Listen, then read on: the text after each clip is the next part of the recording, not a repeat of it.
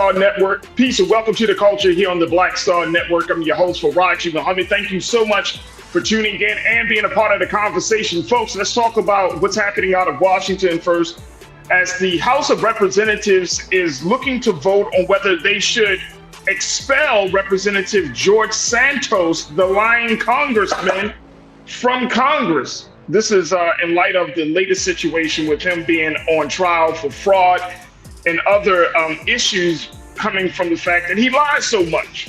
So we'll talk a little bit about that. Also, we're going to have a very special guest, a couple of them. The first one is Mr. Michael Blake, who serves as the former vice chair, who is the former vice chair of the Democratic National Committee. He's going to talk to us a little bit about the state of our democracy. We're going to have that conversation. And then at the 4 o'clock mark, we're going to be talking to Dr. Carrie Mitchell Brown, who is an equity strategist and cultural architect. And she talks about how she is doing the work of combating anti-Blackness in corporate America. And I got something for you that President Biden is doing as he continues to move along in making history for Black America. We're going to talk a little bit about that. So stay with us. It's all happening on today's edition of The Culture here on the Black Star Network. Let's go.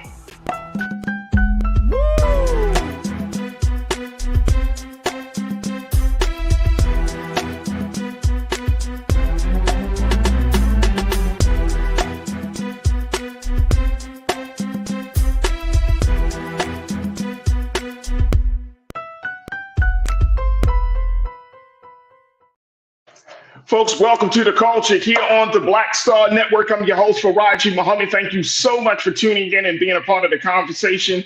Let's jump right in because we got so much to cover as normal, folks. And I'm so excited because we are streaming live on our home network of blackstarnetwork.com. Make sure you download the app for free. Follow us on all social media platforms. And of course, we're asking for your financial support to power this movement because no one else is going to pay for the type of content that we are putting out there on their own. If they do, they're going to want us to change it and everything. So we want to make sure that our content stays unadulterated, unfiltered, and always rooted in truth. So make sure you do your part to support us here at Black Star Network, and please give something today. Also, we're streaming on Amazon News on your Fire TV. Make sure you check us out there. We're also streaming on Amazon Prime on video, Prime Video. You can check us out on the Prime Video app under Live TV. Then go to news or find us at Amazon.com under Prime Video, then Live TV, then news. We will certainly appreciate you checking us out there. We're also streaming on Freevee, where you can find us on news, on now, and then go straight to news. So that's go to right there into Freevee. Definitely check us out there. And of course, on Plex TV, 24 hours a day, 7 days a week. All right, let's see who's in here as we chat it up. We got our online culture crew, and folks are streaming live right now on Roland Martin's YouTube page. That's where you will find the illustrious culture crew. That's the best group of watchers in the history of watching videos on YouTube.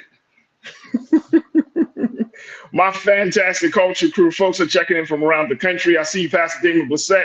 Good afternoon. Good afternoon. Peace, big brother. Thank you once again for always locking it down. Who else we got? And we got some stuff streaming right now too, folks. I'm taking a look here.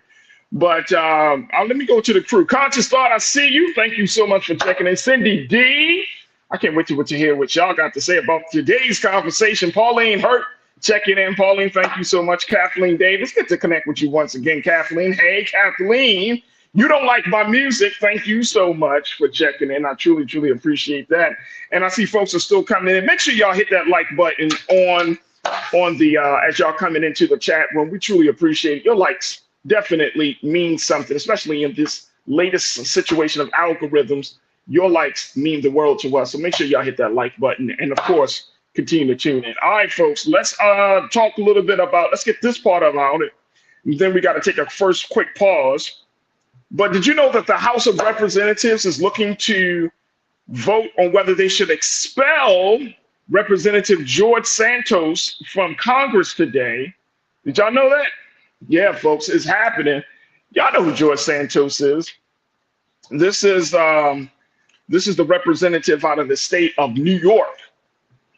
And he is now in the crosshairs of not just the House of Representatives, for Congress, but he's also in the crosshairs of New York Republicans who are leading the charge to oust him from office, which will require a supermajority of the House. Let me just share this very quickly from NBC News, folks, as to what this actually means, how this is going to be done. Take a look at this quote here. Take a look.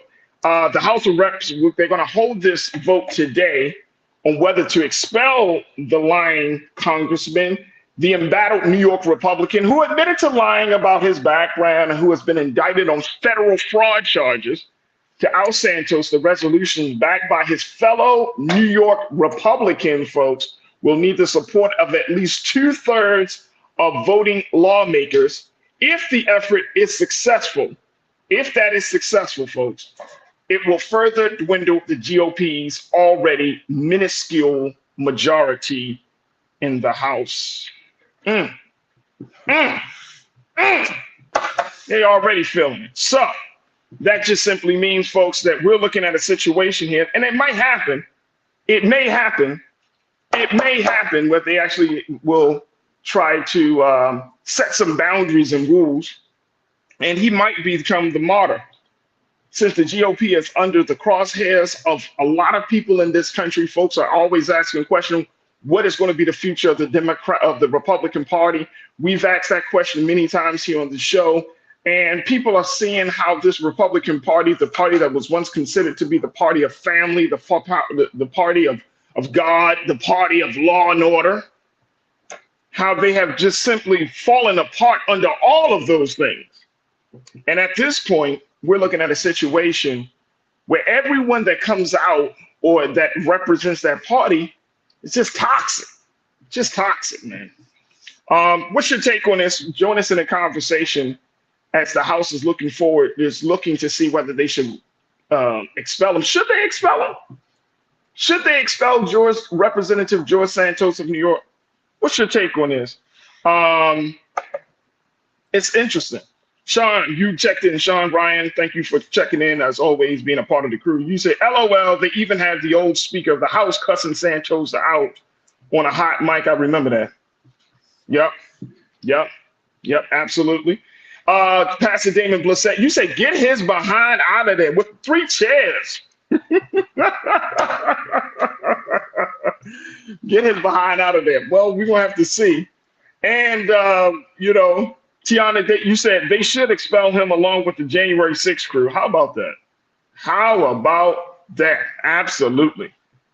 The fact that he lies so much, man, like I can't even keep up with the lies, man. Like he's a pathological liar, folks. Corinna, you checked this and looking forward to discussing Santos. So the House is willing to vote on his expulsion, but not only the insurrection is complicit in January 6th. It's called selective outrage. I think Chris Rock did a comedy special on that. Isn't that what that's called? Selective outrage, Corinna? Where you're like, I want to be mad about something. So let me choose what I'm going to be mad about. Let me take the lowest hanging fruit, George Santos. It looks like this guy just doesn't cut the mustard. So we're going to be mad at him. If you start going up the ladder of lies, you start going up the ladder of deception and the consequences of all of those things, then it starts to get a little fuzzy. Sean, you also say boot him out, and then give him some ice cream, some icy hot for his rear end. I hear that. That's crazy. I can't believe that they allowed him to serve for this long. At this point, they should have kicked this man out. But they're looking to do it. And we're gonna take a quick pause. When we come forward, I want to talk about censoring, because my concern now is that, okay, George Santos is one of those things. It's like, it's a given. This guy is not good for public service. But then how far do you go with that? How far do you go when kicking people out for lying, you know what I mean? Like now, if you're going to be the moral authority in a situation like this, do you go down the line, or you just go after those who are just blatantly obvious? Like, where does it start? Where does it end? Folks, I want to get your take on that as we talk a little bit about this. Plus, in a few minutes, I'm going to bring in our first special guest to talk to us about the state of democracy, because George Santos is not the only one being censored. I'm gonna share with you some other folks that are being censored in Congress as well. So we're just getting cooking right here. So stay with us. It's all happening on the other side right here on the culture on the Black Star Network.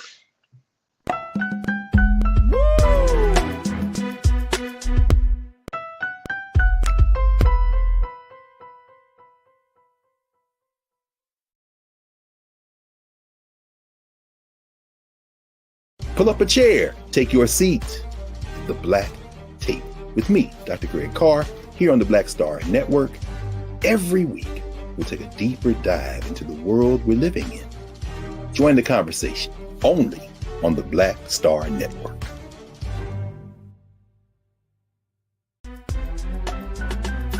I'm Farajii Muhammad, live from LA.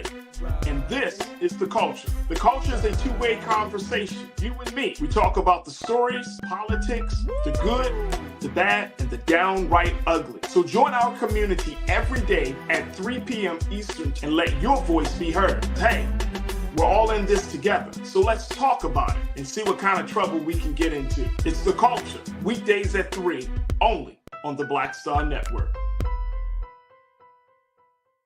When you talk about blackness and what happens in black culture, we're about covering these things that matter to us, speaking to our issues and concerns. This is a genuine people-powered movement. There's a lot of stuff that we're not getting. You get it, and you spread the word. We wish to plead our own cause. Too long have others spoken for us. We cannot tell our own story if we can't pay for it. This is about covering us. Invest in black-owned media. Your dollars matter. We don't have to keep asking them to cover our stuff. So please support us in what we do, folks. We want to hit 2,000 people, $50 this month, raise $100,000. We're behind 100,000, so we want to hit that. Y'all money makes this possible. Check some money orders. Go to P.O. Box 57196, Washington, D.C. 20037-0196. The Cash App is $RM Unfiltered. PayPal is R Martin Unfiltered. Venmo is RM Unfiltered. Zelle is Roland at RolandSMartin.com. Folks, Black Star Network is here. Oh, no punches! I'm real revolutionary right now. Support this man, Black Media. He makes sure that our stories are told.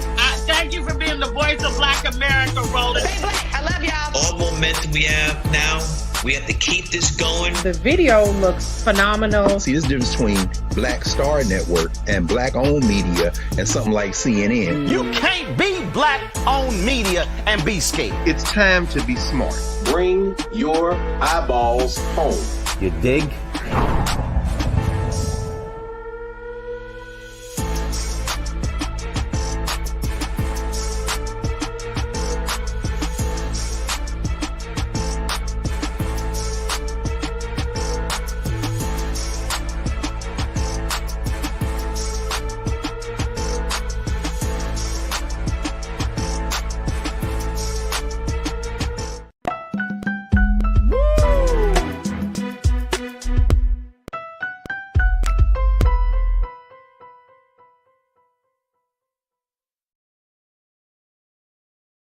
All right, folks, welcome back to The Culture here on the Black Star Network. I'm your host, Farajii Muhammad. Thank you so much for tuning in and being part of the conversation. All right, folks, we've been talking about Representative George Santos, the New York Republican, who is under a federal investigation charge for fraud.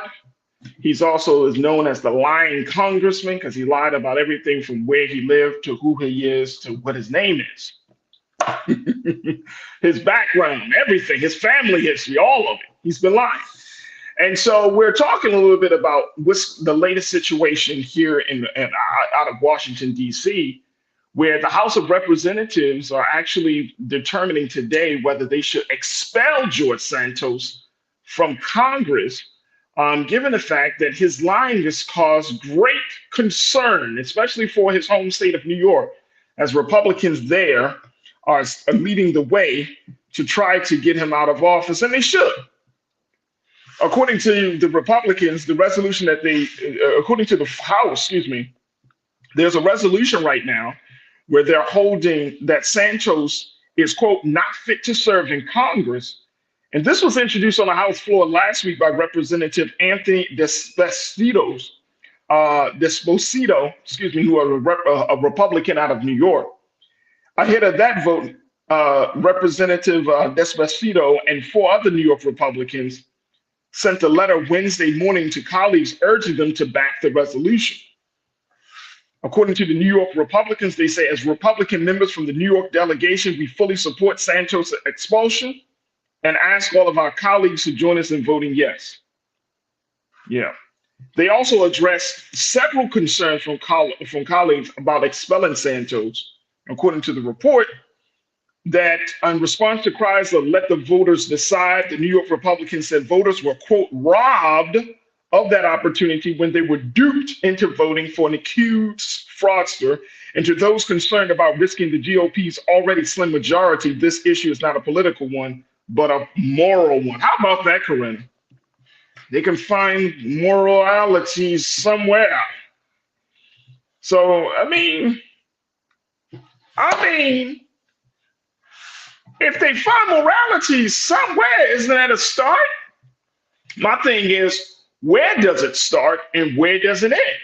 You know, I mentioned this selective outrage, right? Does it start like, oh, we're gonna start putting out these bad actors. We're gonna start expelling these bad actors. So if you expel George Santos for lying, are you expelling him really for lying, or is he just expelling him because he's just not making the GOP party look so good? I mean, there are a number of GOP folks that are representatives that are under, investigation, Trump, that have legal issues, Trump, and who seems to, in some people's eyes, not fit to serve the American people. Excuse me, Trump. Excuse me. So, if that's the case, does it start where? Where does that start, folks? Deidre Hall, you said George Santos should have been gone. I don't know why he's still there. I don't know either. But one thing I do know, Deidre, and I think you know this as well, that if they're moving forward and expelling their own person, then that must mean either a couple of things, folks. He's messing up the money. He's messing up the money, or he's messing up the money.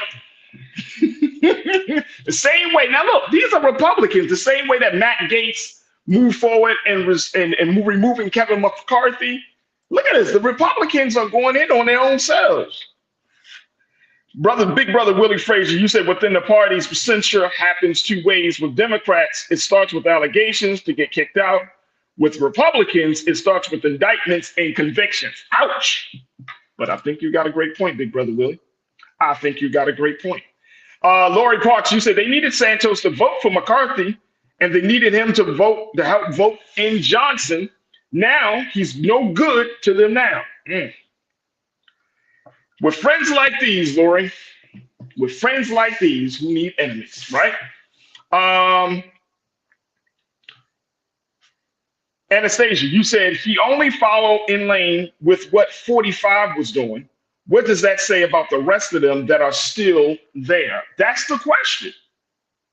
That's the big question, Anastasia. Where does it start and where does it end? If you are going to police yourselves, like I think we've seen this model before within the current police department. They have an internal affairs bureau, right? They have a special department of folks who check the behavior of officers. So it sounds like now is the Republican Party advocating for there to be a special section of folks within the GOP to check the behavior, to check the qualifications, to check if these representatives are quote unquote fit to serve. It's a nice idea on paper, but the question becomes, can it really happen?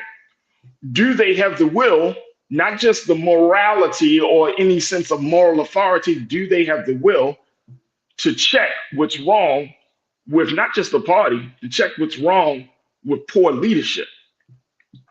The United States of America, the American people deserve good leadership because we have been under crazy leadership for so long that we don't want to even be led anymore.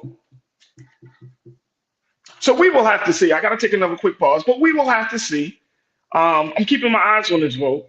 And if they find that if they decide to move forward, that's going to be another history-making decision for the Republican Party. And that means that this is going to be another shift. But again, I think it's going to lead to us to ask, okay, fine. If you expel George Santos for lying or for making the party look bad, does this mean that you're going to do the same with any other Republican that fit into that category? And I feel pretty confident in saying a lot of them fit in that category. But we will see. We will see. We will see. Folks, we got to take another quick pause. When we come forward, let's totally switch gears, but let's get our special guest, Mr. Michael Blake, to come in and join us for the conversation as we talk about the state of our democracy. I'm going to share with you another level of censure that is happening in Congress as they're trying to censure George Santos. Wait till you hear the story of what they're doing to a Michigan congressperson in Congress, and a woman that you may not even expect it that would be checked. Look, it's going to get more interesting. So stay with me. The conversation is just heating up right here on The Culture on the Black Star Network.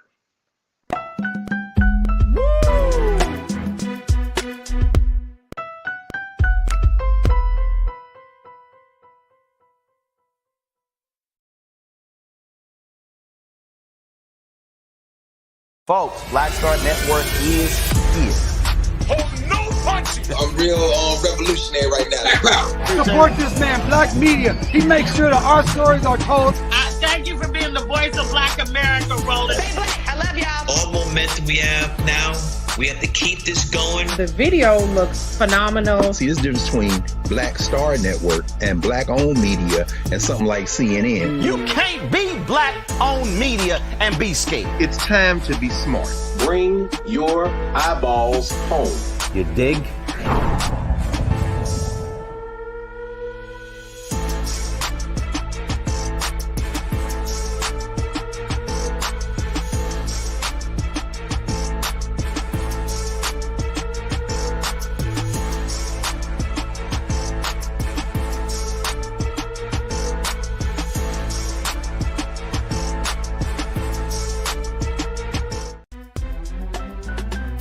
I'm Farajii Muhammad, live from LA.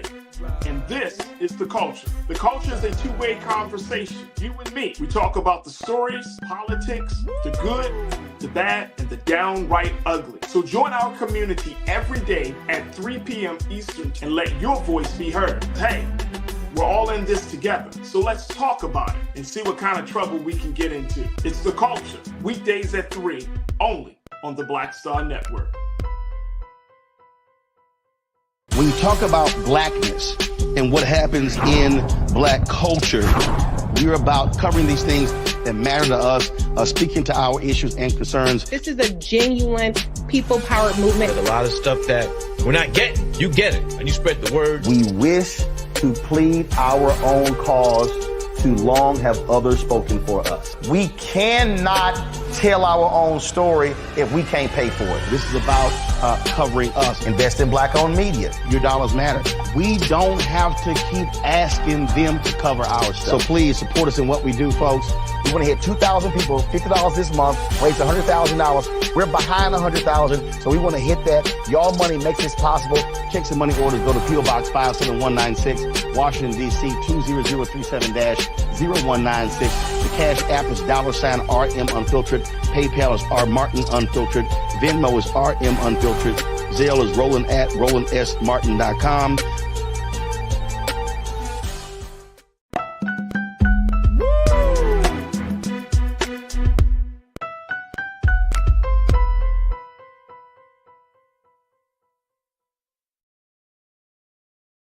All right, folks, welcome to The Culture here on the Black Star Network. I'm your host, Farajii Muhammad. Let us now welcome our very special guest, our first guest for the day, as we talk about what's happening with the House of Representatives and Representative George Santos. This is just one of many things that is happening that is around the issue of trust, that's around the issue of competence, that is really at the core of the issue of whether this form of democracy has it run its course or it needs to be changed. Something needs to be done. So I'm very excited to have my first special guest joining us this afternoon, as he formerly serves as a New York Assemblyman from the 79th District, and he was the vice chair of the Democratic National Committee from 2017 to 2021. I want to welcome to the airwaves of the culture here on the Black Star Network, Mr. Michael Blake. Michael, thank you so much, brother, for joining us. How are you feeling this afternoon? Oh, I think we got you on mute, brother Michael. I just said, no, good to be with you, and love the energy and vibes that you're already giving right here. Oh, absolutely, brother. We got a lot of energy, man, because this thing is serious. I'm trying to figure this out, brother Michael. This thing is serious. Let's talk a little bit about this idea of censoring. What do you make of this? The House Republicans are moving forward to censure. And then I want to talk to you about, there's actually another resolution that they're using to censure another congressperson. But what do you make of this? Is this the GOP's way of trying to reform, to try to make amends? What are we seeing here from your vantage point, brother? Look, there has to be accountability when folks don't do their job and act the fool. Right? We just got to call it what it is right now, and that's the premise point that is existing around George Santos. He's a pathological liar who deceived his constituents, who won't acknowledge the responsibilities of what he is doing. There was a story that I saw pop up earlier today that while they had this completely shaky and shady operation of campaign contributions, he was also standing up a campaign consulting firm to shake down other candidates. So everything about George is a game. It's Curious George, like we talk about in the books back in the day. And so the broader context around expelling of House members, it should not be something that you pursue easily, but we are in a scenario where I do think it's necessary for their own sentiment of accountability. But then lastly, we do have to ask ourselves, and you started to say it a few moments ago, where is the line, right? There's a bunch of folks that were lying, they were acting a fool in the conference. A lot of folks who were insurrectionists.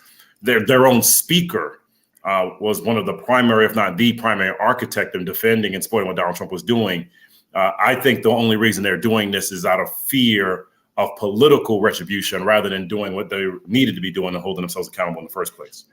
Absolutely. Absolutely. I want to also get your take on this too, brother Michael, because just as much as the House has voted to this resolution for George Santos, their NBC News reported they will vote to table a GOP resolution to censure Representative Rashida Tlaib out of Michigan over her criticism of Israel, accusing her of inciting an insurrection in a House office building during a protest in support of a ceasefire in Gaza.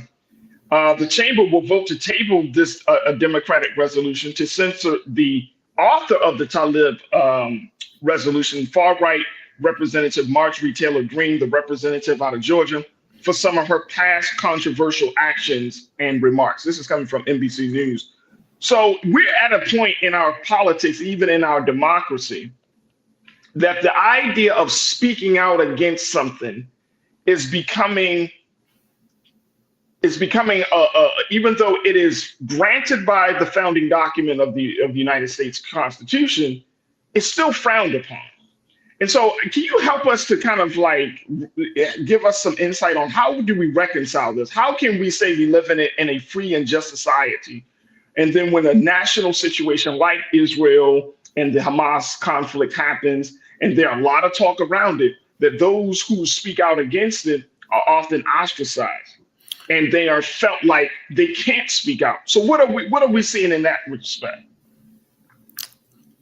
Got a lot of levels and dynamics. Yeah, absolutely. Right there. So let me start from the premise that Sister Rashida used to work for me. Wow. Okay. Yes, sir. In the state of Michigan, she was on our successful campaign team to get President Obama elected president. And so I know her work and I know her heart. We have to underscore that there can and are existing simultaneous realities. Hamas is not Palestine. Bibi Netanyahu's government is not Israel. So you can be upset, disgusted, angered, frustrated, wanting accountability, of saying Hamas killing Jewish people is unacceptable, and at the same time say it's inhumane for the Israeli government to be bombing refugee camps in Gaza, right? And the framing of us articulating that criticizing the latter makes you anti-Semitic is nonsensical, because that same energy is not being stated on the other side. I've had several friends on both sides who have been upset with me because they believe I'm standing on one side. And I think at the end of the day, I mean, and I've been a minister also since 95, I recognize that hurt people hurt people. So if you are feeling like your people are under attack and you're seeing that your people are under attack and you're watching that, a lot of times you can't even hear the other side. You can't even hear what's going on the other side. And so when it comes to Congresswoman Tlaib, Marjorie Taylor Greene needs to just sit down and be quiet around insurrection and around disruption, because her consistent behavior has been the epitome of that. Disruptive, racist, discriminatory, and completely against all democratic entities that exist. And so in this frame that we are in, we have to be able to understand that you're going to be uncomfortable by things that are said, but it doesn't mean that you can't learn and listen. And we are watching this in real time, tying it together. I do think there is a great irony that is existing here, where many Democratic leaders are uncomfortable in speaking up in what they feel out of fear. And let me remind everyone. And when you say, I just want to real quick, when you say democratic, you're talking about democratic in terms of the system that we're part of as a democracy, or democratic in terms of the party? In terms of the party, because of the fear of, and because of the lack of full awareness and appreciation, the fear of retaliation, right? Like the framing that someone is afraid to say it is inhumane, wrong, and unjust to cut off power, to cut off water, to cut off routes. The fact that someone is afraid to even say that speaks volumes around the broader concerns that we should have about the system itself. And Absolutely. So the dynamic has to be one where we take that step back, that you may be uncomfortable with what people are saying, but they're speaking from an anger and a fear that exists that is hard to articulate unless you have gone through it individually.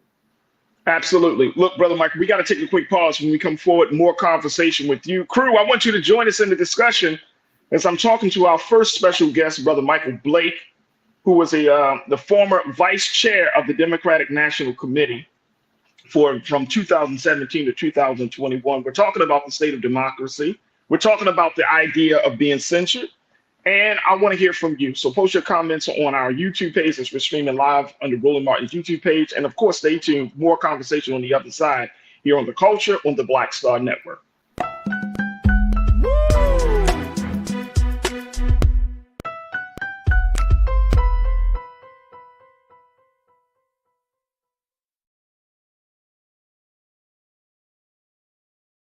Folks, Black Star Network is here.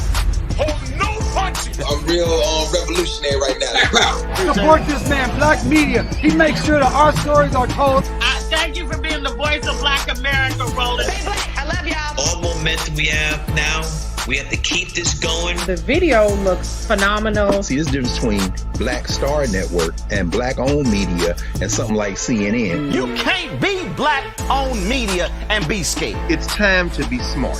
Bring your eyeballs home. You dig?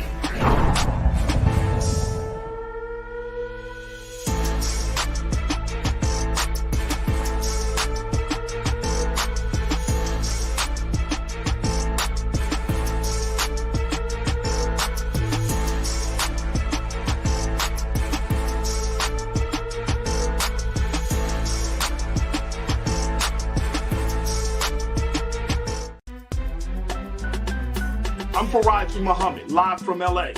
And this is The Culture. The Culture is a two-way conversation. You and me. We talk about the stories, politics, the good, the bad, and the downright ugly. So join our community every day at 3 p.m. Eastern and let your voice be heard. Hey, We're all in this together. So let's talk about it and see what kind of trouble we can get into. It's The Culture, weekdays at 3, only on the Black Star Network.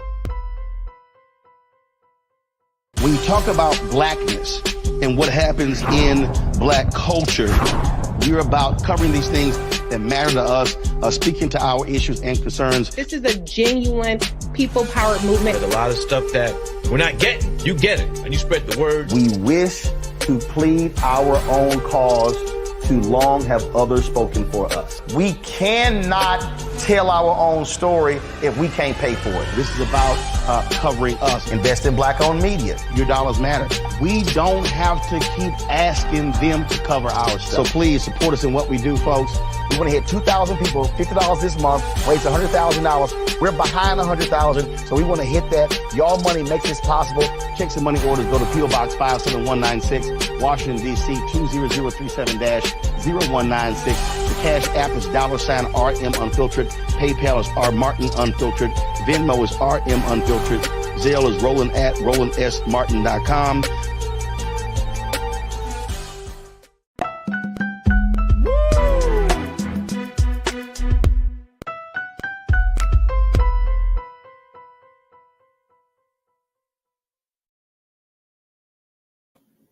All right, folks, welcome back to the show. We have been talking to Brother Michael Blake, who served as the New York Assemblyman from the 79th District and was the vice chair of the Democratic National Committee from 2017 to 2021. We're talking about the state of democracy. We're talking about censure. And it's based upon 2 resolutions that are up in the House. One resolution is looking to table a GOP. It's just a GOP resolution to censure Representative Rashida Tlaib of Michigan over her criticisms of Israel, accusing her of inciting an insurrection in a House office building during a protest in support of a ceasefire in Gaza. Then the Democrats put forward a resolution. They're looking to vote to table a Democratic resolution to censure the author of that bill, Marjorie Taylor Greene, for some of her past controversial actions and remarks. So my thing is right now, Brother Michael, when we got 2 elephants fighting. That's one analogy to go with right there. I feel you. You got 2 elephants fighting, or elephant and a donkey fighting. Who's going to feel the brunt of that? That's going to be the grass. That's us. That's the constituents. How do we, as Black folks in this country, really get a piece of not just this madness. I'm talking about a real piece of pie of this pie that we're being served right now, in terms of poor leadership, in terms of unfulfilled promises, in terms of the apathy that comes with being a part of a system, believing in a system, and yet the system is still not speaking to your needs. I mean, we're in a serious situation, and then you got the Trump factor. Then you got, the importance of voting. Then you got voting suppression. I mean, you got all of these things. So where does Black America, how does Black America move forward in the midst of all of this? You got to stay in the game. I think it's important that we take a few steps back to assess things holistically, right? So a lot of times we feel that nothing is happening. That's just not the case. However, we've been in pain for centuries that it feels and that we understand that not enough has happened and not enough is happening fast enough. So when I was running African American outreach under President Obama, I would regularly have people come up to say, you all are doing nothing. That's not the case. That's clearly not the case. And if we have that conversation, like, let's stop, let's take a step back. However, when we're in this zone now, we can do better about communicating what's happening. We could talk about student loan relief. We could talk about what's happening with minority women businesses. We could talk about what's happening around access to healthcare, et cetera, making sure people have more jobs. All that is intertwined. And so in this zone now, you're watching what seems just like a lot of noise. You're seeing and hearing, they're talking about Santos, they're talking about Marjorie Taylor Greene, but they're not talking about me, right? They're not talking about what's happening on my block. They're not talking about how we're spending all this time and energy for emergency aid and what's going on in Israel and the Middle East and Palestine. But where's that emergency aid that happens on the block?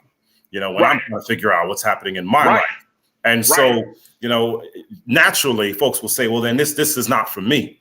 We're not doing what we need to be doing. We're not rocking in the way we need to rock it. And so in that regard, I'm going to say to everybody, you got to stay in the game. You got to stay in the game when it comes to what's happening at the Collective PAC. Shout out to Quentin and Stephanie Brown James and what they're doing to make sure we're mobilizing the next generation of Black candidates and Black organizers at the Collective, or the National Democratic Training Committee, and what Kelly and his entire team is doing. So we mobilize that next generation of great organizers. I'm in the Shy right now because this is the 15th anniversary of President Obama's election this weekend. And if he didn't set the tone, I don't get in the game in that regard. And so you cannot sit on the sidelines, because to the earlier comment that was made, sitting on the sidelines is giving the people that want to hold us back more power. Trump, Marjorie Taylor Greene, Mike Johnson, all of them, they want us to sit on the sidelines. They want us to have the arguments and be divided when it comes to what's happening around migrants and access for migrants and our brothers and sisters. They want us to be divided in saying that not enough is happening for Black people versus Latino people and vice versa. They want us to say that, you know what, you're getting that student loan relief, but you haven't got enough relief. To create that dynamic of you feeling that I need more, but yet believing the lie that they can give you more. The Republican Party has not given a damn about what Black people should be doing, need to be doing, how to support us. So don't be confused. They are dividing us because they want to understand, and for you to understand, they cannot win if we are united. Lastly, I would always rather to rock with someone who is helping me 90% of the time than someone that's trying to hurt me 90% of the time. And until someone can articulate to me, well, I'll sit out and not be involved, the alternative is having someone who can help you be more involved and be more empowered. I just don't understand why we would choose to stay out the game. I mean, that makes sense, Brother Michael. Here's the thing, just a little caveat to think about on this, which I know you have thought about because this is what you do. But the simple fact is there's a level of hope and faith that's attached to staying in the game. Like, you still have to believe that the game can still be won. You still have to believe that that the playing field of the game is level. But if the field is rocky, you got hills and valleys in the field. Yeah. You can't see past the 50 because of that major hill. You can't get past the 70. It's becoming a situation where people are like, wait a minute, what are we doing here? So speak to that sentiment that some of our people do really have, and it's a justified sentiment, is it not? It is. There's no question about it. Let me break it down. This past Sunday, I'm a Jets fan. This past Sunday, Jets Giants, right?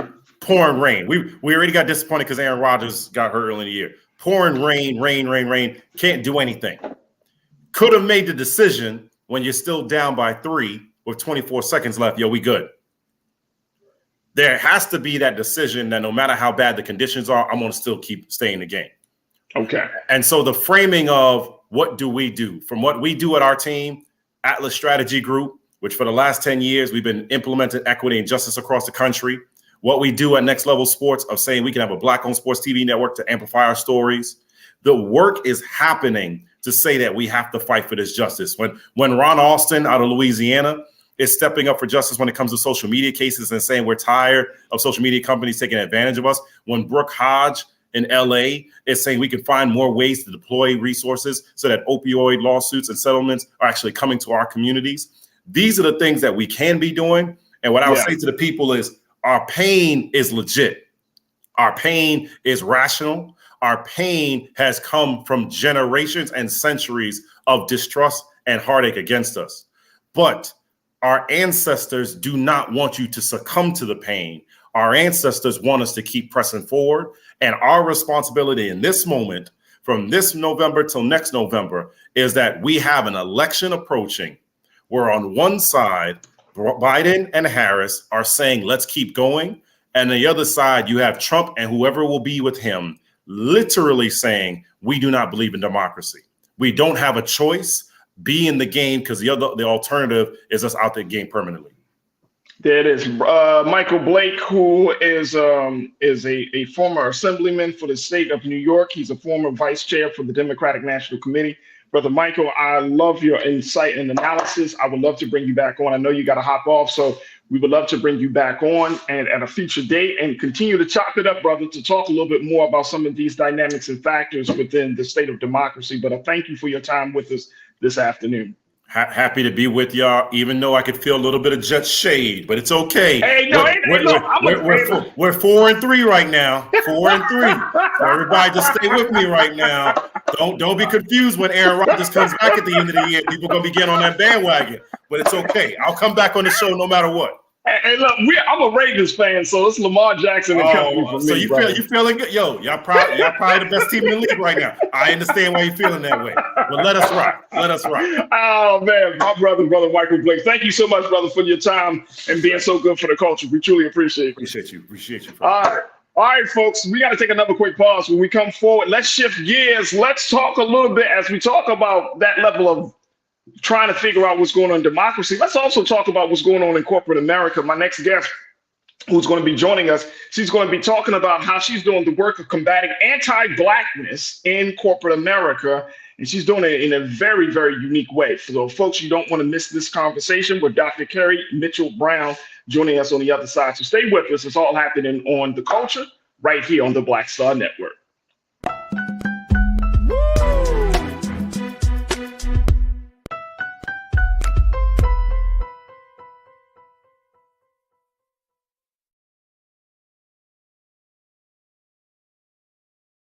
Black Star Network is here. Oh, no punch! I'm real revolutionary right now. Thank you for being the voice of Black America. All momentum we have now, we have to keep this going. The video looks phenomenal. See, there's a difference between Black Star Network and Black-owned media and something like CNN. You can't be Black-owned media and be scared. It's time to be smart. Bring your eyeballs home. You dig? When you talk about blackness and what happens in Black culture, we're about covering these things that matter to us, speaking to our issues and concerns. This is a genuine people-powered movement. There's a lot of stuff that we're not getting. You get it, and you spread the word. We wish to plead our own cause. Too long have others spoken for us. We cannot tell our own story if we can't pay for it. This is about covering us. Invest in Black-owned media. Your dollars matter. We don't have to keep asking them to cover our stuff. So please support us in what we do, folks. We want to hit 2,000 people, $50 this month, raise $100,000. We're behind $100,000, so we want to hit that. Y'all money makes this possible. Checks and money orders go to P.O. Box 57196, Washington, D.C. 20037-0196. The Cash App is $RM Unfiltered. PayPal is R Martin Unfiltered. Venmo is RM Unfiltered. Zelle is Roland at RolandSMartin.com.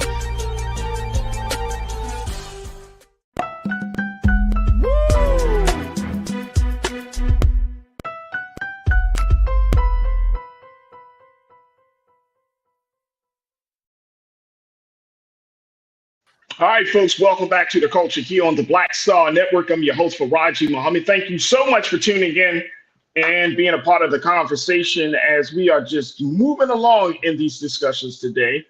And before we get to our very special guest, our next guest, we just want to remind you folks that we are streaming on a number of different platforms. Let's start with our home platform of blackstarnetwork.com. Make sure you do your due diligence.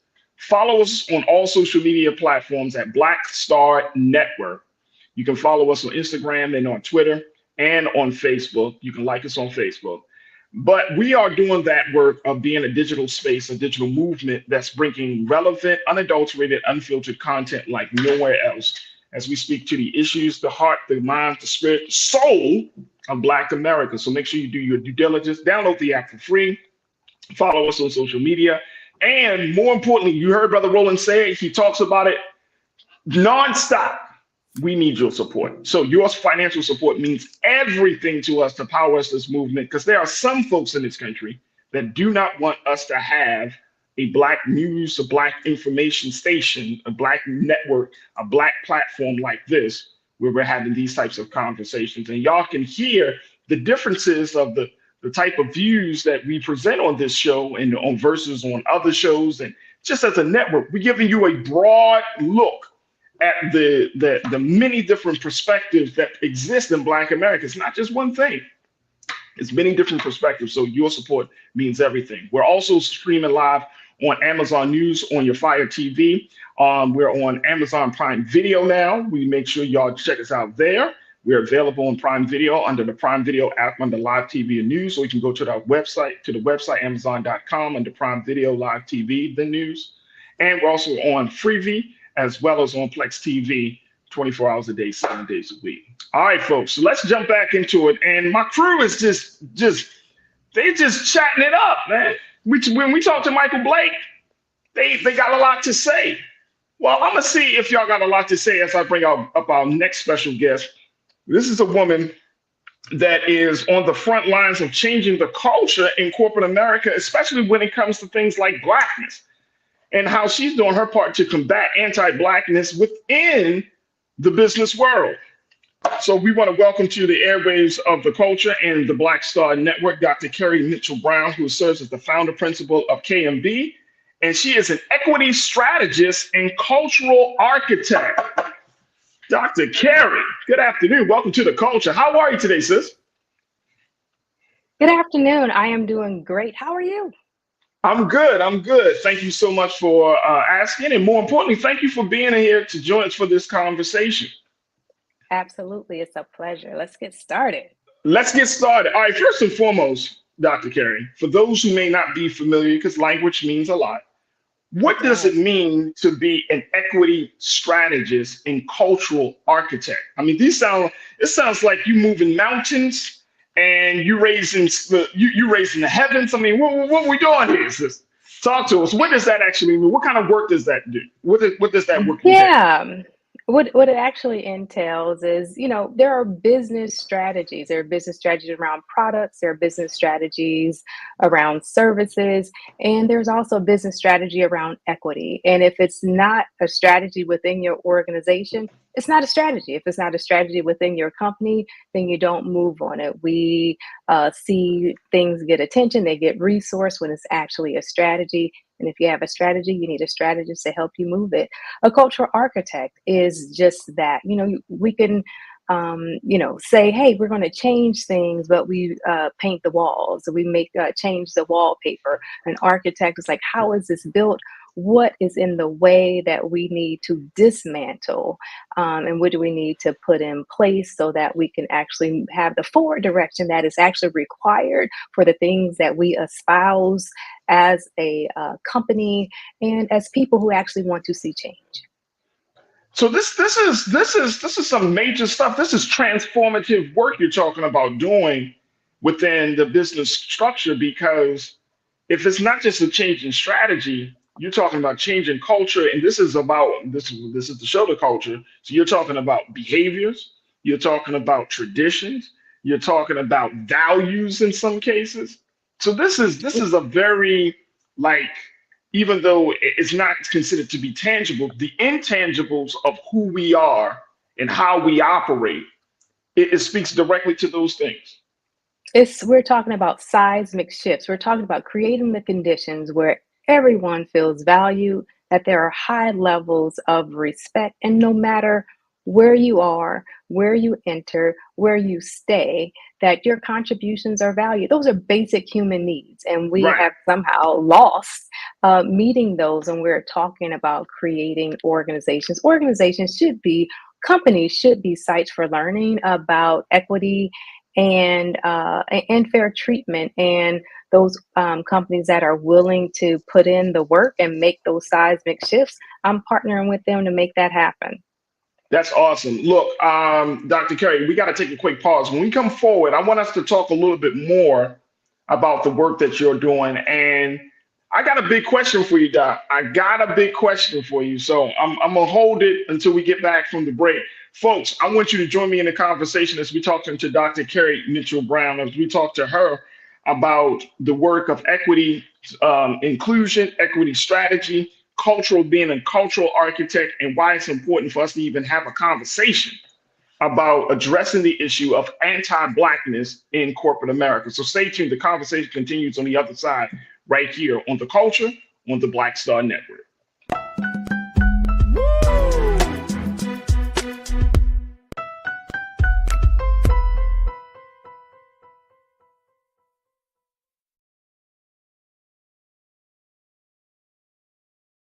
Black Star Network is here. Oh, no punch! I'm real revolutionary right now. Thank you for being the voice of Black America. All momentum we have now, we have to keep this going. The video looks phenomenal. See, this difference between Black Star Network and black-owned media and something like CNN. You can't be black-owned media and be scared. It's time to be smart. Bring your eyeballs home. You dig? When you talk about blackness and what happens in black culture, we're about covering these things that matter to us, speaking to our issues and concerns. This is a genuine people-powered movement. There's a lot of stuff that we're not getting. You get it, and you spread the word. We wish to plead our own cause. Too long have others spoken for us. We cannot tell our own story if we can't pay for it. This is about covering us. Invest in black-owned media. Your dollars matter. We don't have to keep asking them to cover our stuff. So please support us in what we do, folks. We want to hit 2,000 people, $50 this month, raise $100,000. We're behind 100,000, so we want to hit that. Your money makes this possible. Checks and money orders go to P.O. Box 57196, Washington, D.C. 20036-0196. The Cash App is $RM Unfiltered. PayPal is R Martin Unfiltered. Venmo is RM Unfiltered. Zelle is Roland at RolandSMartin.com.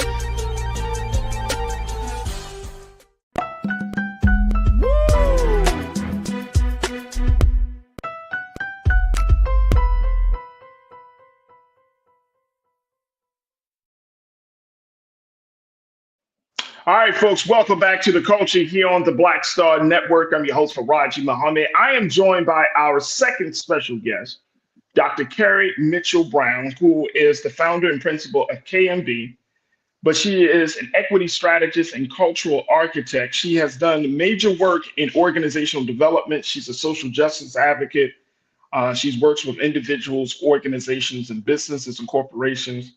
And she is the one that you will call on if you want to create a different culture within your business, a holistic cultural shift, as he said, a seismic shift in your business. And more importantly, this is not about profits as it is about people. This is about making sure that everyone understands the value of each other. And I think this is interesting because we put this under the context of anti-Blackness in corporate America. I got two big questions for you. I thought I had one. Now I got two.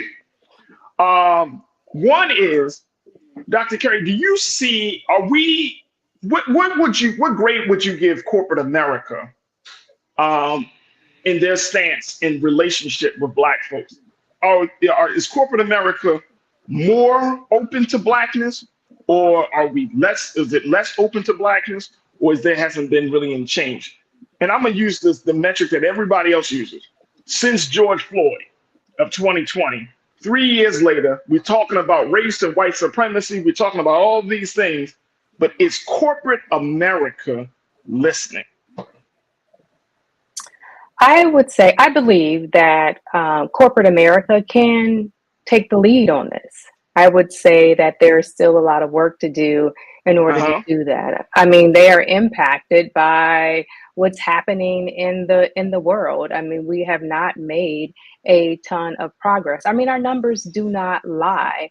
Our maternal rates, our murder rates, our maternal death rates, our education rates, our incarceration rates, they're all still disproportionate. There's still disproportionate access and opportunity and success within organizations. And without doing something intentional, sort of getting under the hood, identifying what's getting in the way and doing something different, we will continue to get the same things we always got. We will continue to have the disproportionate impact around success in companies that we see outside. And so it takes some intentionality from everyone, especially the leaders at the top, making the investments. I say invest now or go bankrupt later, and we're seeing that happen. So that sounds like a grade of D. I would say we're not passing. D's do not mean degrees at this time. So is it? Oh, can we say D? Like, I give corporate America a D right now for its efforts to really include, have a more culturally competent approach to things. Can we say that? Yeah, I would say overall, a D, a C minus, at best. I mean, when we ask Black folks in organizations, do you feel seen? Does your manager really know you? Are they invested in your success? Is my voice heard? The company says it values diversity, equity, and inclusion, but do people that look like me have my shared experience in positions and leadership at my company? We know the answer to those questions. I mean, we're talking to our friends and we can get the answers to those questions. What does that look like within their organization? And I would say we have more no's than we do yeses, and so there's still a lot of work to do across the board. That's not saying that that is the case for every corporation, but for many, I would say we not passing or barely. I'm gonna keep it real with you, Dr. Karen. I don't like that diagnosis. That's sad. Okay. You know what I mean? And Yeah. I'm not saying it's sad because you made it. I'm saying it's sad because of I The believe experience. I That would is agree sad for with the you. experience. Yeah, Yeah. it's the state of affairs that we find ourselves in. Charlene F., you said corporate America always gets shook up when they see us shine. Is that what it is? Yeah. Because I feel like, and to Charlene's point, I would agree. I feel like corporate America only sees Black folks when it's money to be made off of Black folks, right? Like that sense of Blackness. I'm reading a book right now. This is a fascinating read, folks. It's a book by New York Times columnist and journalist David Brooks, and it's a book that's called "How to Know a Person." The art of seeing others deeply and being deeply seen. And Mr. David Brooks goes into, if you read any of David Brooks's columns in the New York Times, he's like a social scientist. He talks about morality and all of those things. One of my favorite columnists. And just to know that we are still, like, to say it the way you said, we are still at a place of where a lot of work needs to be done after all of this. Yeah. After all of this. And one of the things that he mentioned in his book, which I think is very true, is that we just don't take the time. We're just not intentional about wanting to see people the way they should be seen and they ought to be seen. And I think that speaks volumes. Like, we're so caught up on the money. We're so caught up on the aesthetics that we lose sight of the person behind the money.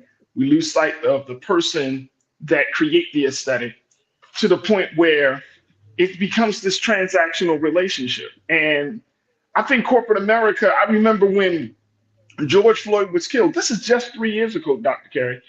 When George Floyd was killed, just 3 years ago.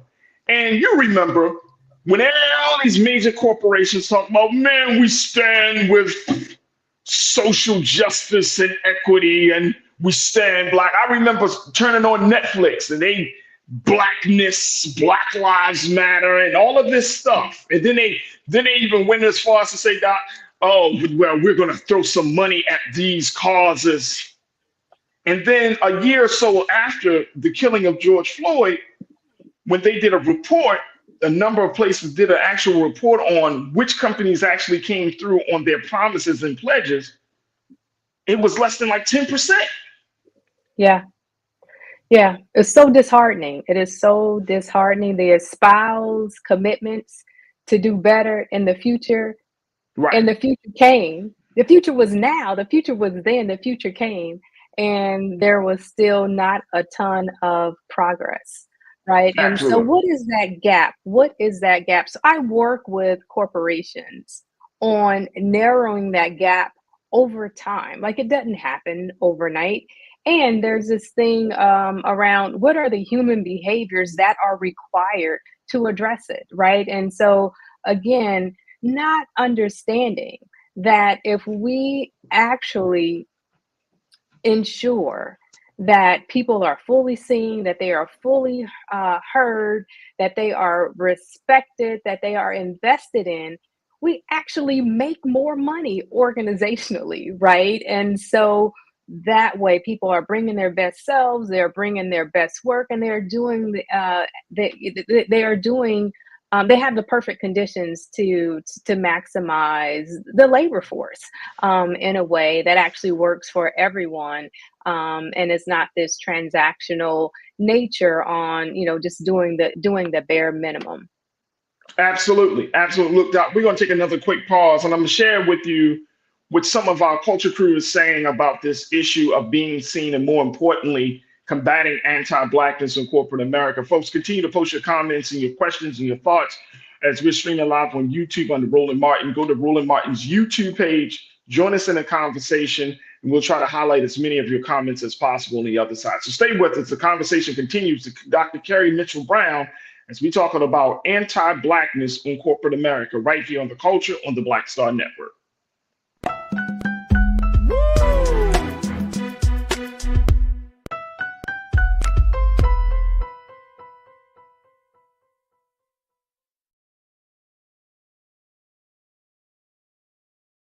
Pull up a chair, take your seat. The Black Tape with me, Dr. Greg Carr, here on the Black Star Network. Every week, we'll take a deeper dive into the world we're living in. Join the conversation only on the Black Star Network.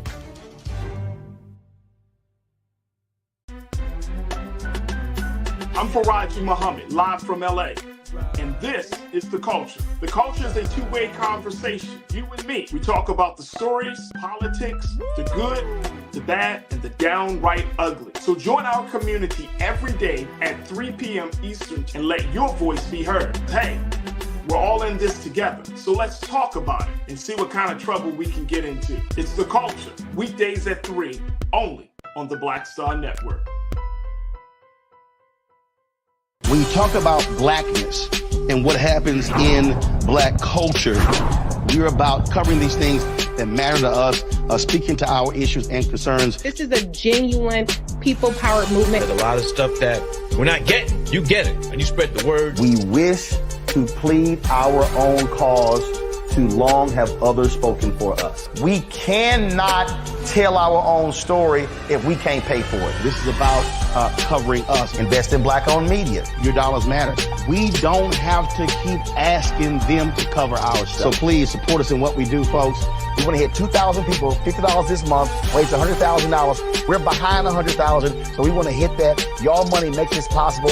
Check some money orders. Go to P.O. Box 57196, Washington, D.C. 20037-0196. The Cash App is $RM Unfiltered. PayPal is R Martin Unfiltered.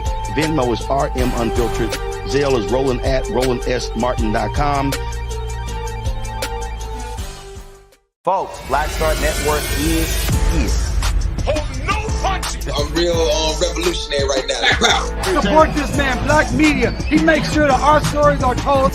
Thank you for being the voice of Black America, Roland. I love y'all. All momentum we have now, we have to keep this going. The video looks phenomenal. See, this difference between Black Star Network and black-owned media and something like CNN. You can't be black-owned media and be scared. It's time to be smart.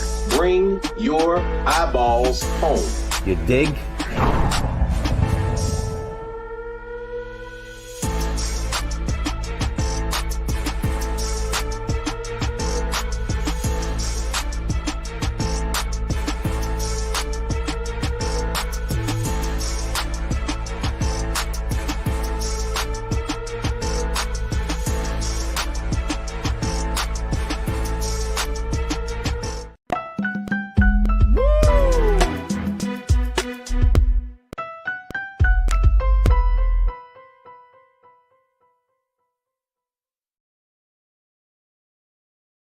All right, folks, welcome back to The Culture right here on the Black Star Network. We've been talking to Dr. Carrie Mitchell-Brown, who is an equity strategist and cultural architect, as we're talking about combating anti-Blackness in corporate America. And this is a ongoing conversation, Dr. Kerry. You know, we're not going to cover everything in the next few minutes, obviously, but it's certainly something that affects each and every one of us, whether you're black or white, whether you're Asian or Absolutely. Latino.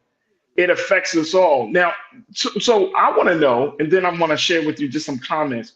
Why should we even be concerned about being seen? Why should we even be concerned about changing the culture of anti-blackness in corporate America? Shouldn't we as black folks kind of get the message that, look, if they don't want you there, you don't need to be there? What's your take on that? My take on that is we deserve the same conditions as everyone else to work. And why should that just be reserved? That's a form of anti-blackness in itself, that black people should just accept the status quo and go someplace else, right? If companies say that they are we're part of the workforce. We help to build this country. Our ancestors helped to build this country, this economy, this place that a lot of organizations and companies are getting rich off of and staying rich on. Yeah, we belong here. We talk about it as if it doesn't belong to us, as if we can't be a part of it, or to change, to instigate change, or to promote change and support the changes that are happening. So we absolutely belong there.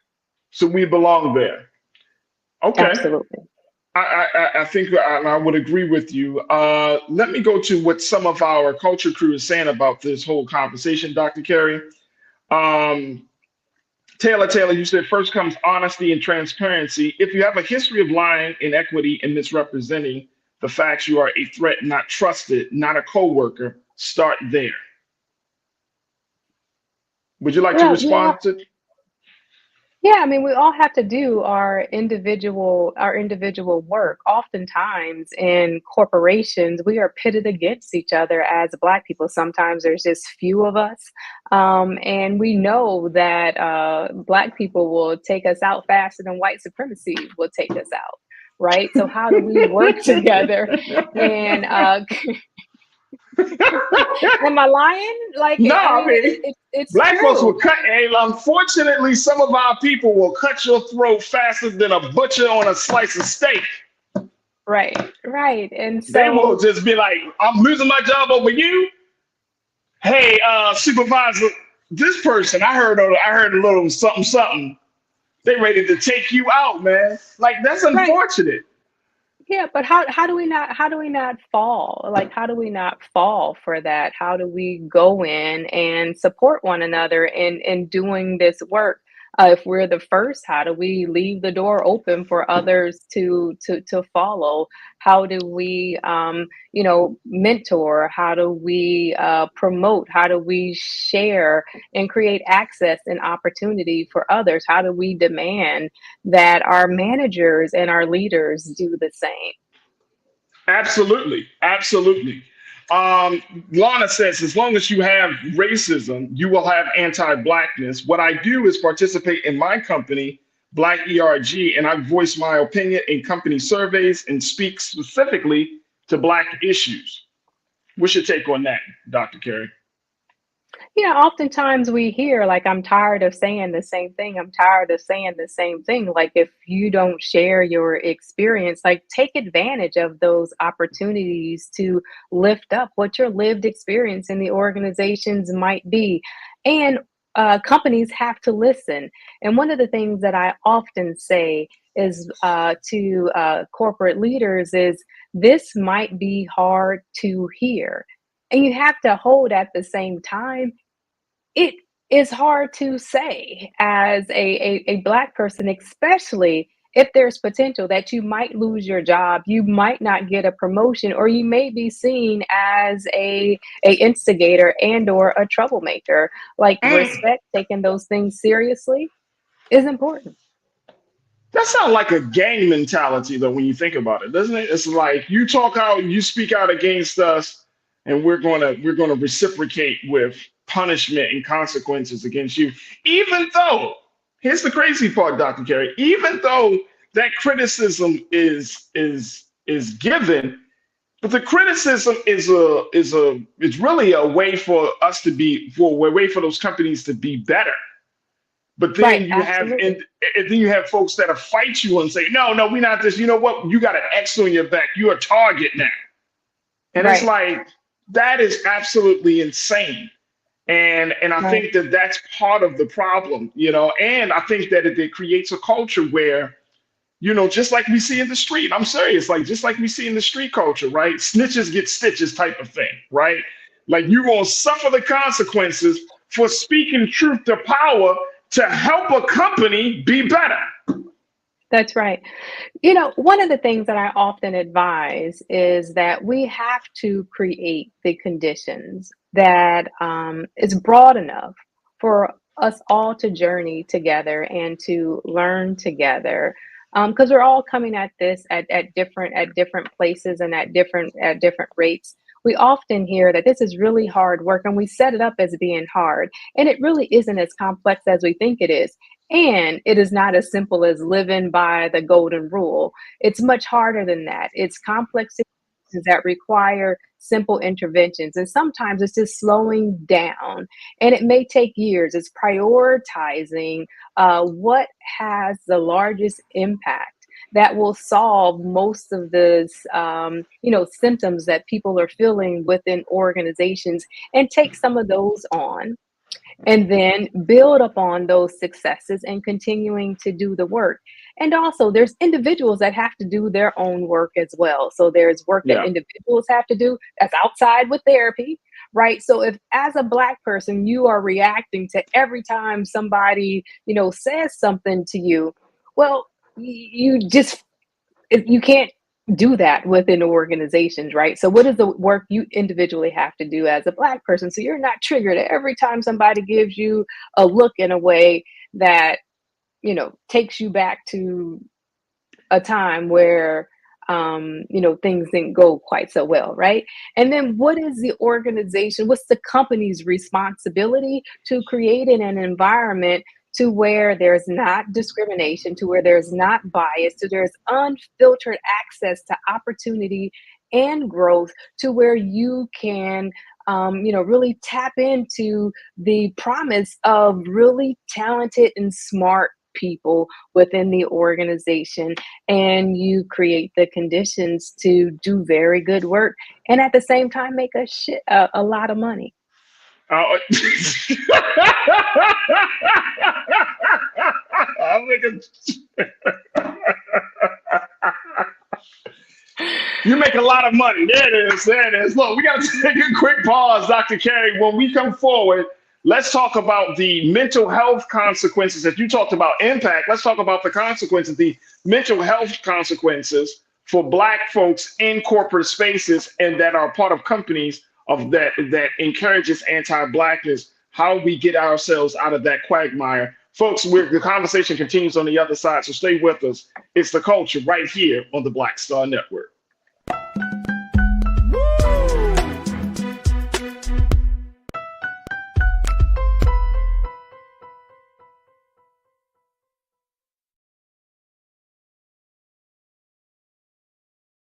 When you talk about Blackness and what happens in Black culture, we're about covering these things that matter to us, speaking to our issues and concerns. This is a genuine people-powered movement. There's a lot of stuff that we're not getting. You get it, and you spread the word. We wish to plead our own cause.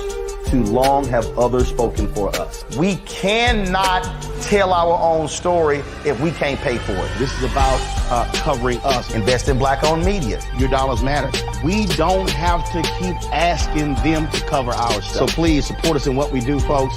We want to hit 2,000 people, $50 this month, raise $100,000. We're behind 100,000, so we want to hit that. Y'all money makes this possible. Check some money orders. Go to P.O. Box 57196, Washington, D.C. 20037-0196. The Cash App is $RM Unfiltered. PayPal is R Martin Unfiltered. Venmo is RM Unfiltered. Zelle is roland@rolandsmartin.com.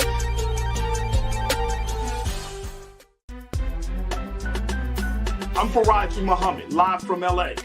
And this is The Culture. The Culture is a two-way conversation. You and me. We talk about the stories, politics, the good, the bad, and the downright ugly. So join our community every day at 3 p.m. Eastern and let your voice be heard. Hey, we're all in this together. So let's talk about it and see what kind of trouble we can get into. It's The Culture. Weekdays at 3, only on the Black Star Network. Folks, Black Star Network is here. Oh, no punches! I'm real revolutionary right now.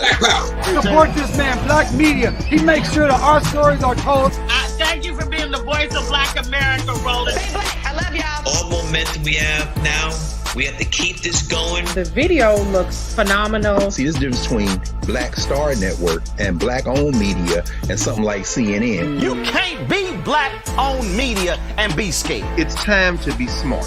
Bring your eyeballs home. You dig?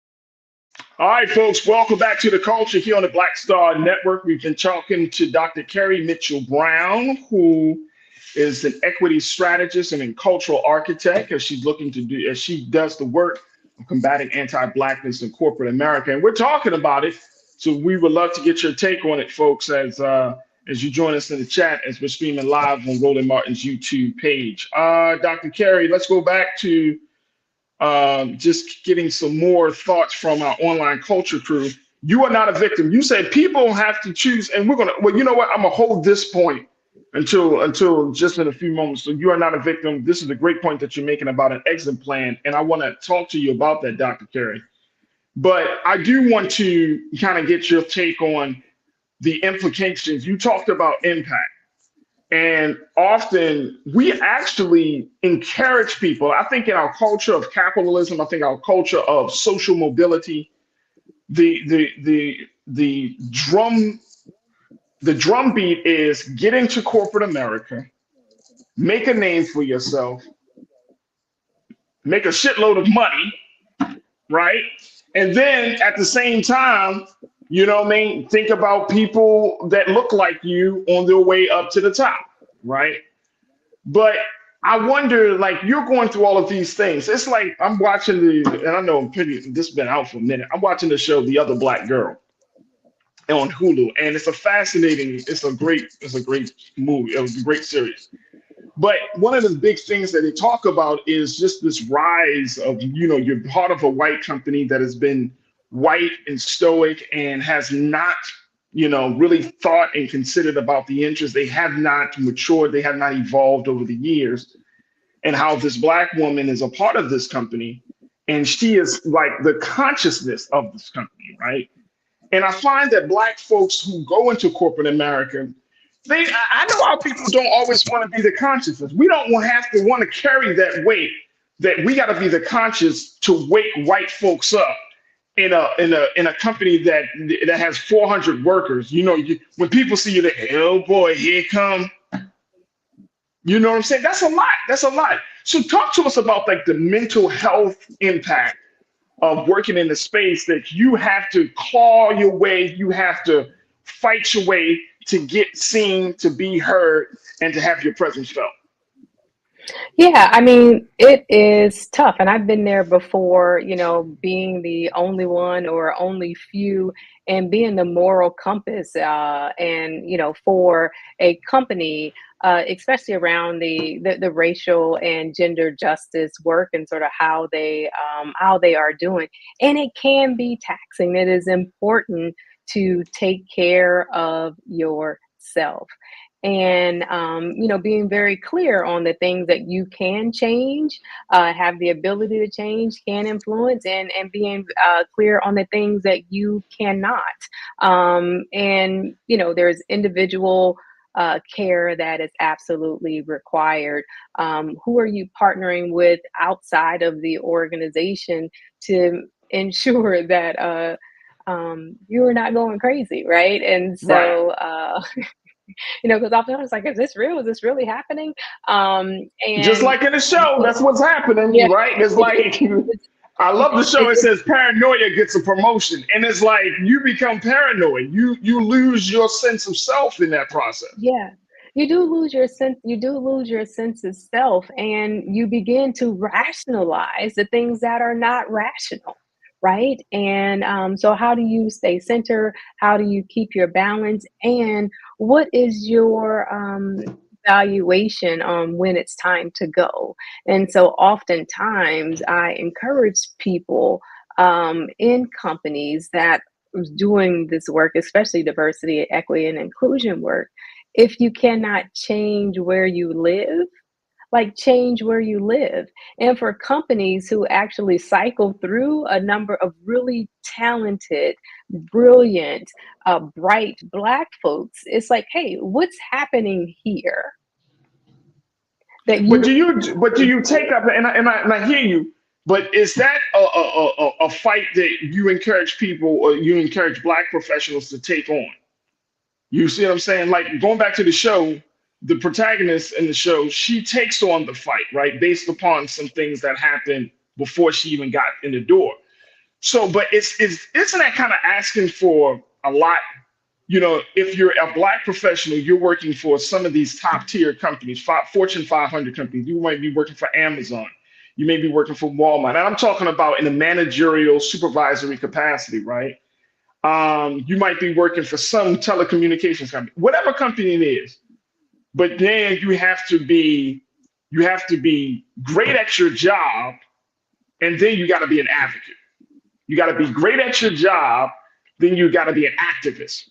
You got to be great at your job, and now you represent Black America in the boardroom. Yeah, I would not encourage anybody to take that on purpose, right? If that is not what you are interested in doing, and understanding what that requires, and having the support systems in place to take care of yourself, right? You can't do it alone. No one can do it alone, Black or white. It takes a whole crew of folks and resources in order to do this work. So no, don't take it on, and don't take it on alone, for sure. And sometimes we find ourselves in those roles because we are one or two, and we hold these personally held scripts from our families, from our education, and just from the sheer desire of what success looks like, or what we believe success looks like. And sometimes we have to be introspective and reevaluate and change, and some of us, we have to experience it before we know we need or want something very different. And the reality is, some people have life situations that require for them to make these strategic choices, so that they're set up to do something very differently. And that is a strategy as well. All right, let's go to Real Brooklyn. You said there is white culture, Black culture, and finally corporate culture. Guess which culture is more important? Accept it, play the game, and make that money. Stop tripping. Yeah, sometimes you have to know how the system works, and being able to know how the system works is important. There's one thing that's for sure. You cannot educate your way out of being Black. You can't income your way out of being Black. It doesn't matter if you start at the entry level of the organization, you Black. If you're at the highest level of the organization, that you are Black. And there are certain things that are reserved for Black folks in corporations, when corporations don't do the work and make the proper investments in ensuring equitable and fair workplaces. Absolutely. Charlene F., you said you can't change people's mind, but the approach to you will change when you are asked to attend meetings. Secret may be they need your input, but not say it. So I guess she's just talking about the fact that, if you change, if you feel like the culture in your company is not inclusive, then and you bring these things up, and then they still don't change their mind, then it requires, and I agree with Charlene on this. Sometimes you just say, you know what? If you decide to stay with that company, hey, I'm gonna change my view on it. You know what I mean? I'm not gonna keep burdening myself with the acts, with the bad behavior of other people. And That's I right. think that, That's right. and I think that's, and I know some That's people right. don't say this, Dr. Carey, but I know that there are people, white people, other black people, whoever, that when it comes to black folks, they like, well, I'm not going to think about it. I'm going to let them worry about that. Yeah, here's what I say. I say don't overestimate your ability to change someone, and certainly don't underestimate your ability to change. And what I mean when I say that is I don't have an idea of what I want to accomplish inside a corporation when I go in, right? I'm working Right. towards that, working towards that. But there are often systems, practices, and processes that remind us who's important and who's a nobody, right?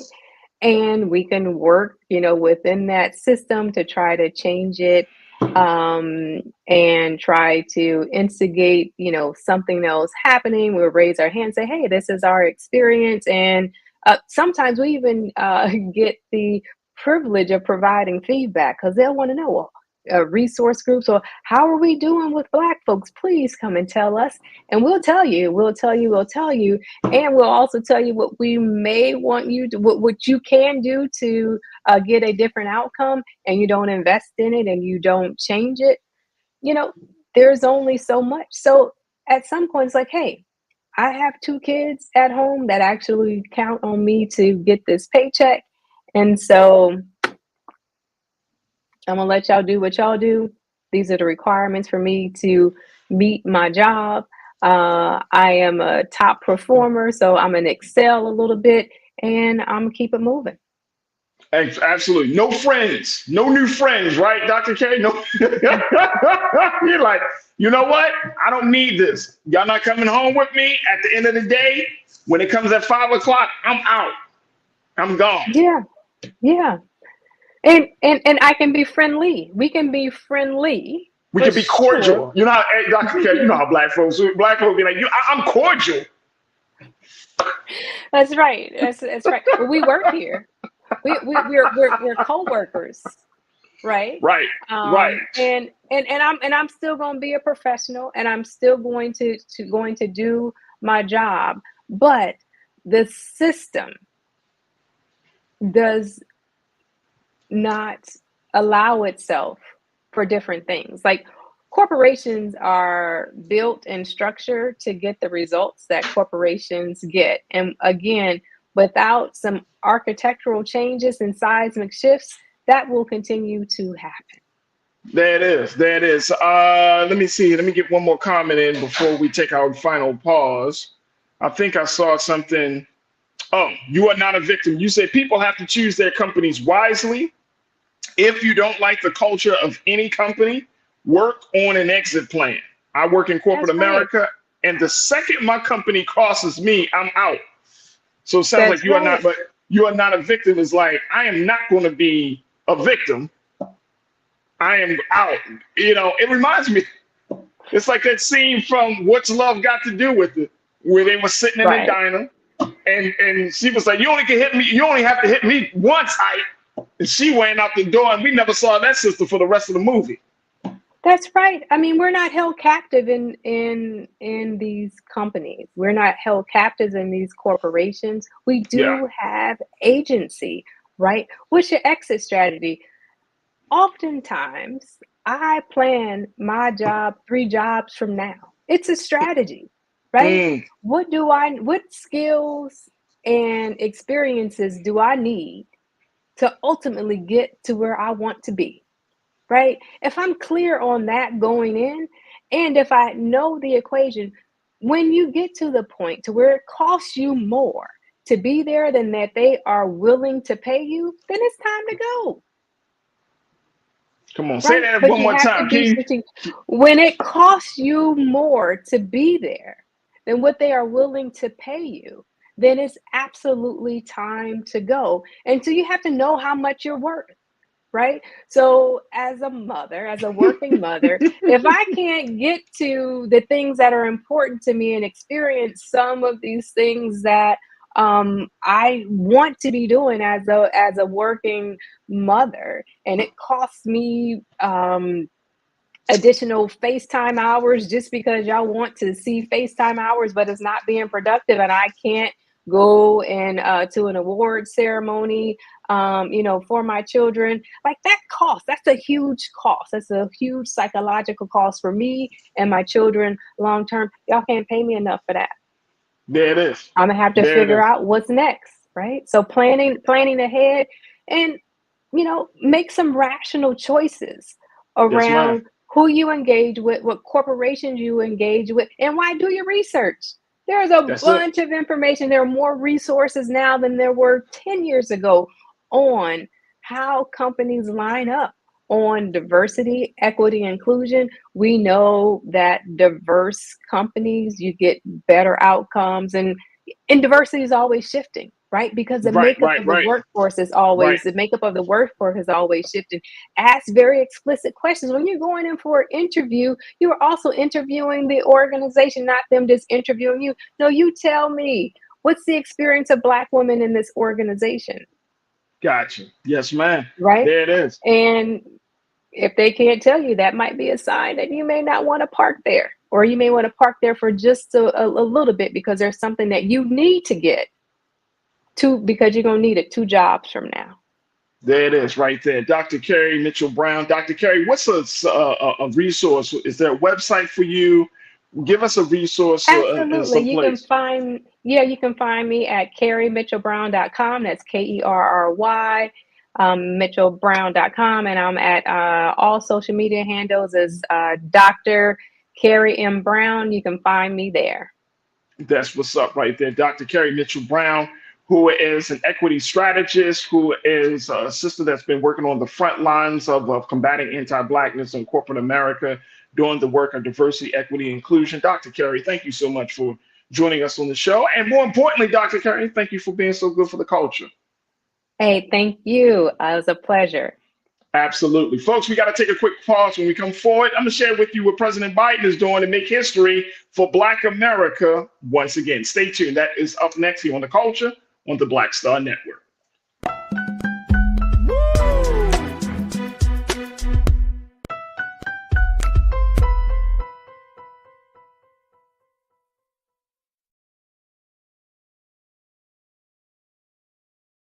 Pull up a chair, take your seat. The Black Tape with me, Dr. Greg Carr, here on the Black Star Network. Every week, we'll take a deeper dive into the world we're living in. Join the conversation only on the Black Star Network. Black Star Network is here. Oh, no punch! I'm real revolutionary right now. Thank you for being the voice of Black America. All momentum we have now, we have to keep this going. The video looks phenomenal. See, there's a difference between Black Star Network and Black-owned media and something like CNN. You can't be Black-owned media and be scared. It's time to be smart. Bring your eyeballs home. You dig?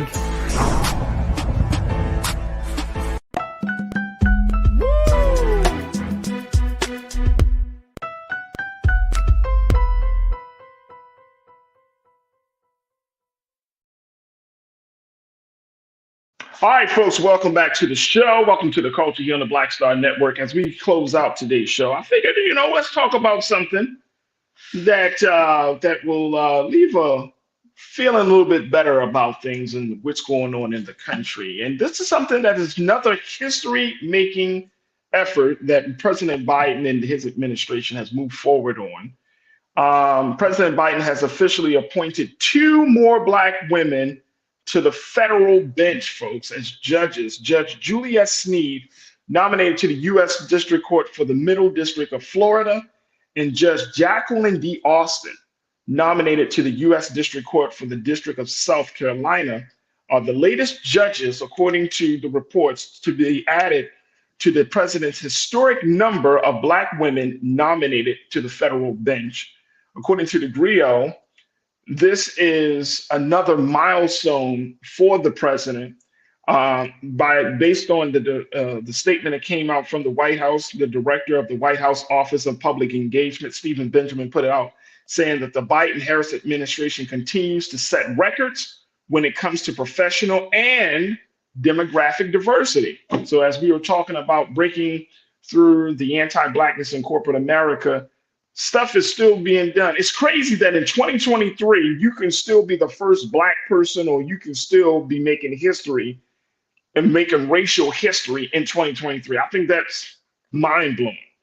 But to date, folks, President Biden has officially appointed 32 Black women to be confirmed by the Senate to lifetime judgeships. I want y'all to put that, I want you to keep that in mind, folks.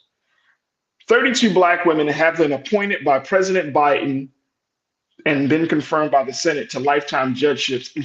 This administration has appointed more Black women than any other administration in American history. Let's just share with you a little bit about Judge Sneed. Judge Sneed, let's put the second quote up very quickly, Lise. Judge Sneed has served as a U.S. magistrate judge for the Middle District of Florida since 2015. Before her judgeship, she worked as a partner and associate at law firms Ackerman LLP and Fowler White Boggs Banker, PA, for more than a decade. And then Judge Austin has been a U.S. magistrate judge for the District of South Carolina since 2011. Before that, she worked in private practice at Womble, Carlisle, Sandridge, and Wrights, PLLC, where she started as an associate in the late 90s and worked her way up to being partner in 2006. So big shout out to President Biden, to the Harris and to his administration. What was that, the shout out, Owen? There we go. I'm about to say that shout out Owen sounded kind of like, okay, I'm sorry. This is not a major news. But again, big shout out. I mean, look, this is what we've been talking about, right? Having that level of representation. Here's the thing. We got to make sure that even though the president is doing some things right there, that we got to keep holding his feet to the fire. We got to keep holding the vice president's feet to the fire to the situation. But for as of right now, history has been made once again, putting more Black women into federal judgeships. And I know Donald Trump enjoys that. I know Donald Trump enjoys that. I know he's excited. Oh, 2 more Black women that could determine the fate. That could possibly determine it. He hasn't done anything in South Carolina, but he may have. I don't know. But I'm sure he's like, oh, more Black women sitting in the judge's chair. Excellent. Awesome. So again, President Biden, thank you for, again, making that historic announcement. But more importantly, we hope that this changes the conversation about Black folks in legal spaces. And more importantly, getting to the roots of the legal disparities that's facing Black folks, Black boys, Black girls, Black men, and Black women. So that is something to be said there. All right, folks, that's it for today's show. I thank each and every one of you for joining me. Big shout out to you, my online culture crew, always coming through like no one else does. So thank you for checking in. Make sure y'all do your due diligence, share the show, tag me on it. I'll share it, let folks know. You can shoot a share on Twitter, on Instagram, wherever for social media platform you use. Make sure you put the word out here. The culture is having these conversations, and Black Star Networks is continuing to have these conversations like no other space. And that's why we always encourage you folks, go to our website today, download the app for free, follow us on social media, and most importantly, give something to continue to power this movement that we are a part of. Go to blackstarnetwork.com today. We would love to get your support. Again, it's blackstarnetwork.com today. I want to thank all of our special guests, Mr. Michael Blake, Dr. Kerry Mitchell-Brown, for joining us on the show today. I want to thank my production team, Joe, Shannon, Maddie, Chris, Lise, and King Keenan, for making today's show happen. And of course, I want to thank you. my online culture crew joining us. Oh, folks, also follow me on social media. If you haven't had a chance, you can connect with me. You can follow me at The Real Farajii on Instagram and on Threads. And I'm at Farajii on Twitter, Farajii Muhammad on Facebook. And I would love to connect with you. Lana sent me this. Maybe we should talk about this on Friday, as we close out the show. Just some of the crazy ass Halloween costumes that I saw pictures of. What the hell? Hopefully your Halloween, you being out and about, everybody was safe. But I saw some wild costumes, man, wild stuff over the past 24 hours. So it was very, very interesting. But big shout out to you, Lana. Thank you, sister, for always keeping me up to date and keeping me posted about things. All right, folks, stay with us. 6 o'clock Eastern Standard Time is Roland Martin Unfiltered. As always, never be afraid to challenge what's wrong. Stand for what's right while being yourself in the process. God willing, we'll be back tomorrow for another exciting edition of The Culture, right here, only here, exclusively here on the Black Star Network. Talk to you soon. Have a great evening. Peace.